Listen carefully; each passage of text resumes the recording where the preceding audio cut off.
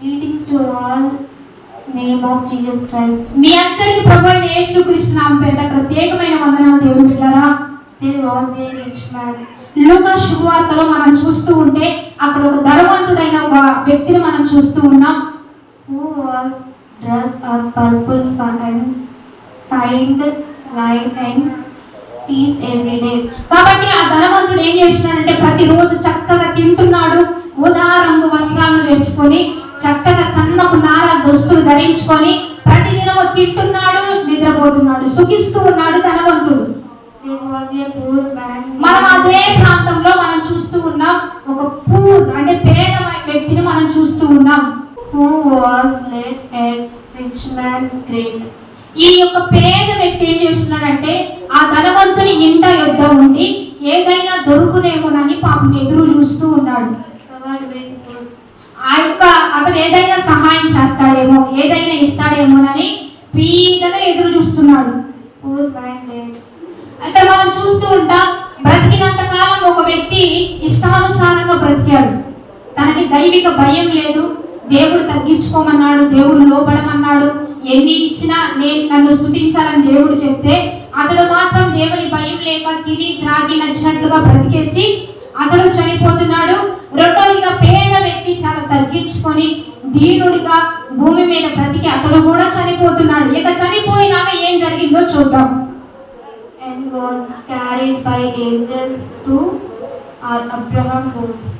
మనం చూస్తూ ఉన్నాం పేద వ్యక్తి చనిపోయినప్పుడు అతడు దేవదూతలు దిగి వచ్చేసి దేవదూతలు అతను తీసుకొని వెళ్ళి అబ్రహాం ఇన్వైట్ చేస్తున్నాడంట. అక్కడ గట్టిగా చప్పట్లు కొట్టి దేవునికి మహిమ. మనం దైవికంగా ఈ భూమి మీద నీతిగా బ్రతికితే మనము ఇక్కడ చనిపోతే మన కొరకు ఎవరు వస్తారు? దేవుని దూతలు వస్తాయి. ఒక పేద వ్యక్తి చనిపోతే, ఒక పేద వ్యక్తి మరణిస్తే దేవదూతలు వచ్చి ఆ వ్యక్తిని తీసుకొని వెళ్ళి అక్కడ ఎవరు మనకి ఇన్వైట్ చేస్తున్నారు?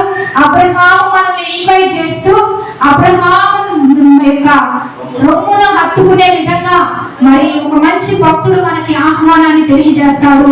మనందరికీ తెలుసు అక్కడ మాత్రం చనిపోయి వేదన పడుతూ చుక్క నీటి కోసం అలమటిస్తున్నట్లుగా మనం చూస్తూ ఉన్నాం.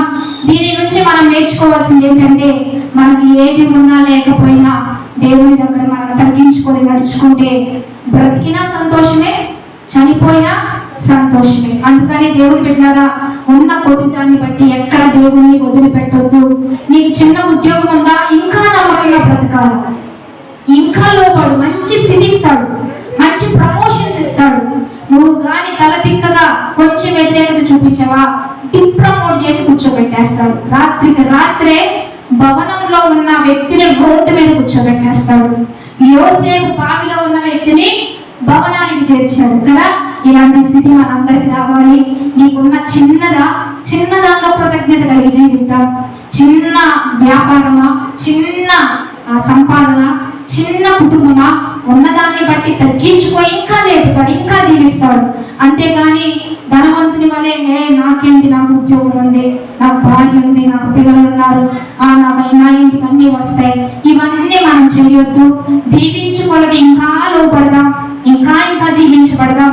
ఒక ఎదిగే మొక్క సైలెంట్ గా ఎదిగిద్ది, కాలమందు చక్కగా ఫలాలు ఇచ్చిద్ది, పచ్చగా ఉండిద్ది, ఆకు వాడక ఫలం ఇచ్చే చెట్టులా మనం మార్చబడాలంటే మౌనంగా ఎదుగుదాం, తగ్గించుకుందాం, దేవునికి లోపడదాం, ఆత్మీయంగా బలపడదాం.